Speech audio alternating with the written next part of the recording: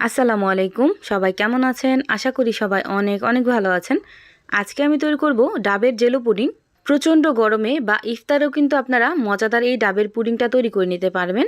বানানো কিন্তু একদম সহজ আর খেতে হয় অসম্ভব মজা। বাসায় অবশ্যই একদিন ট্রাই করে দেখবেন, ইনশাল্লাহ আপনাদের কাছেও খুবই ভালো লাগবে। এখন কথা না বাড়িয়ে দেখে নেই আমি কিভাবে এই ডাবের পুডিংটা তৈরি করলাম। প্রথমে এখানে একটা আমি ডাব নিয়ে নিলাম। এখন এই ডাব থেকে আমি পানিটাকে বের করে নেব। ডাব থেকে আমি পানিটা বের করে নিছি। এখন এই ডাবটাকে আমি কেটে ভিতরে যে শাঁসটা থাকে ওই শাঁসটা বের করে নেব।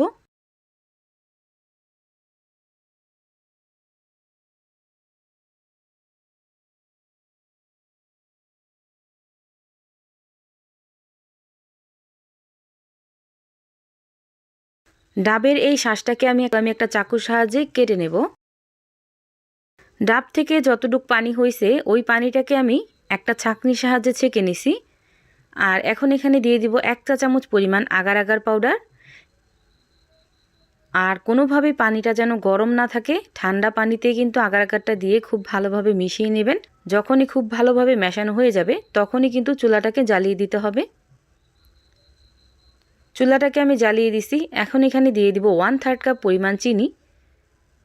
যেহেতু ডাব ব্যবহার করছি, ডাবেও কিন্তু প্রচণ্ড মিষ্টি থাকে, আপনারা চিনির পরিমাণটা বুঝে তারপর এখানে অ্যাড করবেন। এখন অনবরত নেড়েচে 2টা থেকে 3টা বলক দিয়ে নিব।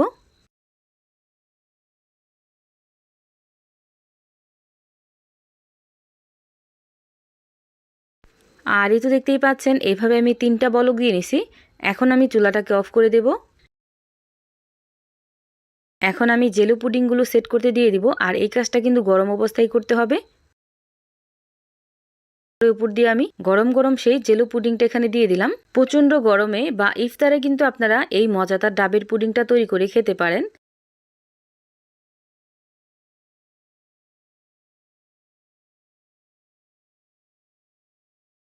ফ্রিজে রাখতে হবে না, ফ্রিজে না রাখলেও কিন্তু খুব সুন্দরভাবে সেট হয়ে যাবে। আপনারা চাইলে ফ্রিজে রেখে ঠান্ডা করেও কিন্তু খেতে পারেন। আর এই তো দেখতেই পাচ্ছেন খুব ভালোভাবে সেট হয়ে গেছে। এই তো তৈরি হয়ে গেল ডাবের জেলো পুডিং। দেখতেই পাচ্ছেন কতটা পারফেক্ট হয়েছে ডাবের এই জেলো পুডিংগুলো। বাসায় অবশ্যই একদিন ট্রাই করবেন, ইনশাল্লাহ আপনাদের কাছেও খুবই ভালো লাগবে। ভিডিওটা ভালো লাগলে লাইক, কমেন্ট, শেয়ার করতে ভুলবেন না। সবাই ভালো থাকবেন, সুস্থ থাকবেন। আল্লাহ হাফেজ।